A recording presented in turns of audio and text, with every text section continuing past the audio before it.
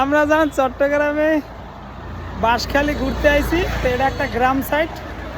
যাই হোক, আমাদের অফিসের একটা ভাইয়ের সাথে আসছি ওদের বাড়িতে বেড়ানোর জন্য। তো এখানে যে বাজারে যে মানুষগুলো আছে না, ওদের ভাষা তো চট্টগ্রামের।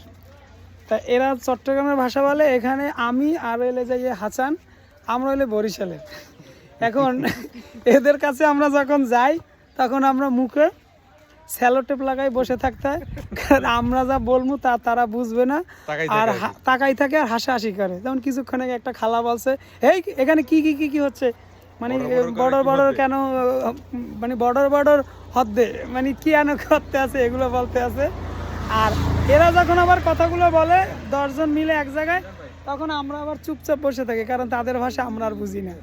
ভাষা কি একই, বাংলাদেশে একই বাঙালি, শুধুমাত্র 7-8 ঘন্টার ডিস্টেন্স। বরিশাল থেকে চট্টগ্রাম কত 8-10 ঘন্টার ডিস্টেন্স। এই 10 ঘন্টা ডিস্টেন্সের ভিতরে পুরো ভাষা চেঞ্জ।